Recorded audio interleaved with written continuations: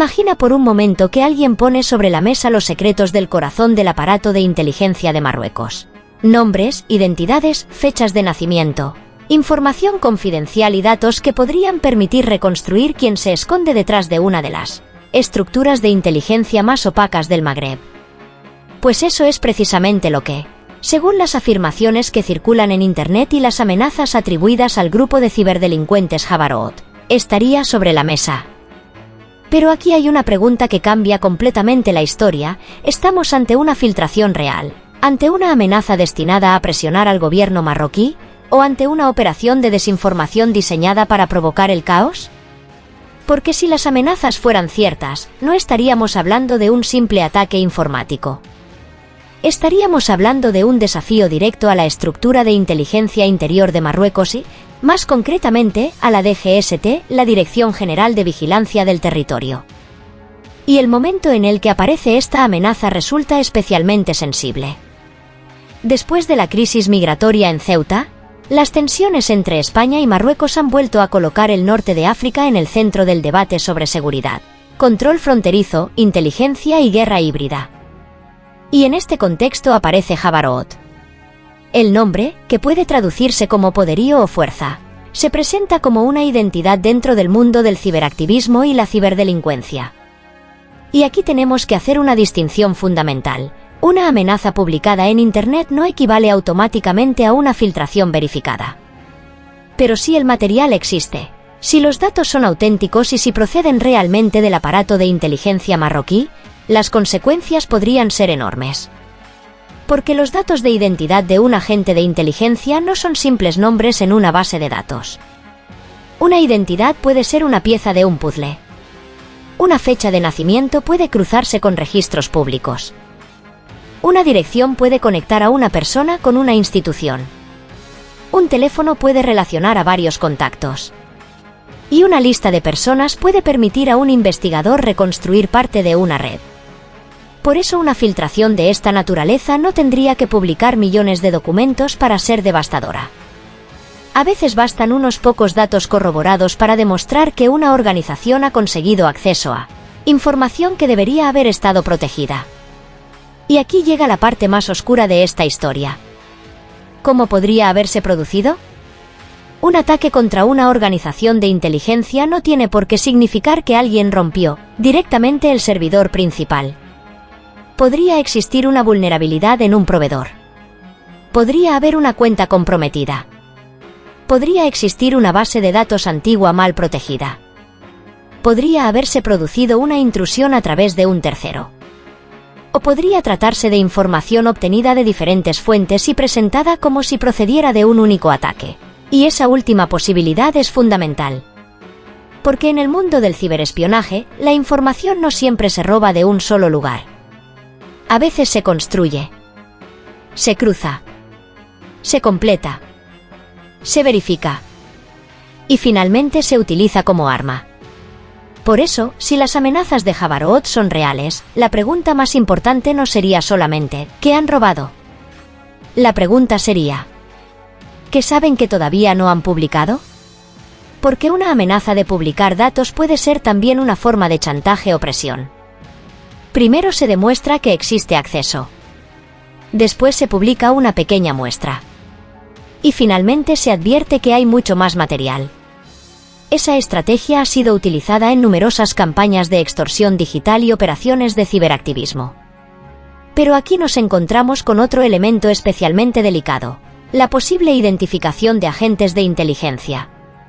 Si una identidad operativa fuera expuesta, el problema no terminaría con la publicación en Internet.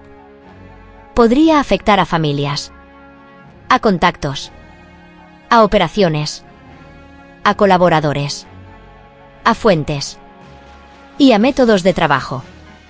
Por eso, en este tipo de historias, repetir nombres, teléfonos, direcciones o datos personales sin verificación no solo puede ser irresponsable, sino que puede poner a personas reales en peligro. Lo interesante es analizar el fenómeno sin convertirnos en parte de él.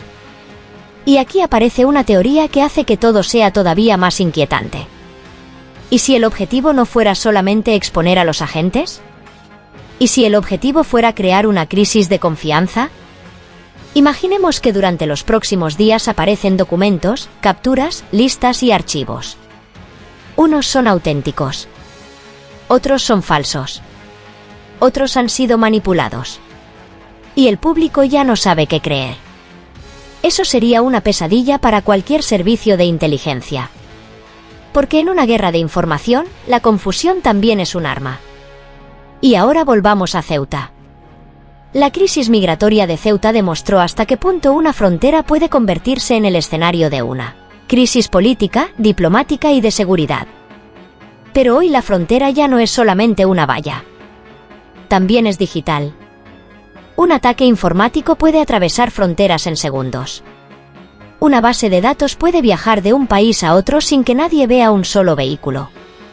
Y una información publicada en Internet puede ser copiada miles de veces antes de que una institución tenga tiempo de reaccionar. Por eso, si Jabaroot realmente dispone de información sensible relacionada con la inteligencia marroquí, estaríamos ante un caso que debería ser analizado con extrema cautela por expertos en ciberseguridad, periodistas de investigación y organismos oficiales. Y aquí está el gran misterio. ¿Veremos la gran filtración? ¿O todo quedará en una amenaza? Porque una cosa es decir tenemos los datos. Y otra muy diferente es demostrarlo.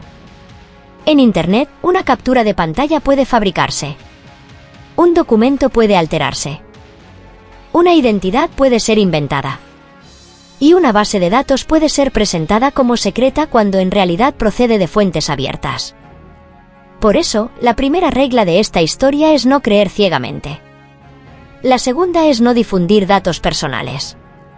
Y la tercera es exigir pruebas. Porque si la información es auténtica, las consecuencias serán graves. Y si es falsa, el objetivo podría ser precisamente que todos creyéramos que es verdadera. Y ahí es donde esta historia se vuelve realmente conspirativa.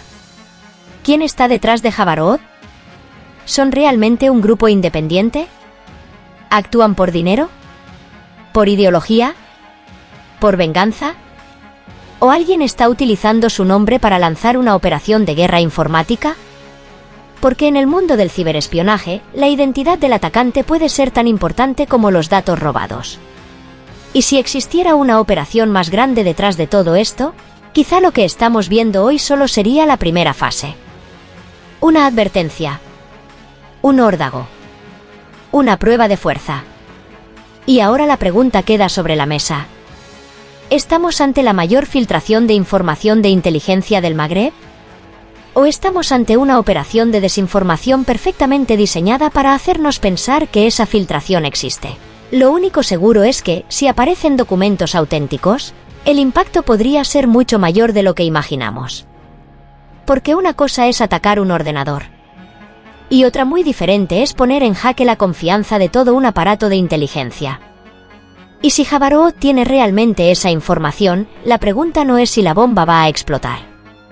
La pregunta es cuánto de esa información están dispuestos a mostrar. Y sobre todo, quién está esperando en la sombra para utilizarla. Porque en la nueva guerra híbrida, el arma más peligrosa no siempre es un misil. A veces es un archivo. Un nombre. Una fecha. Una contraseña.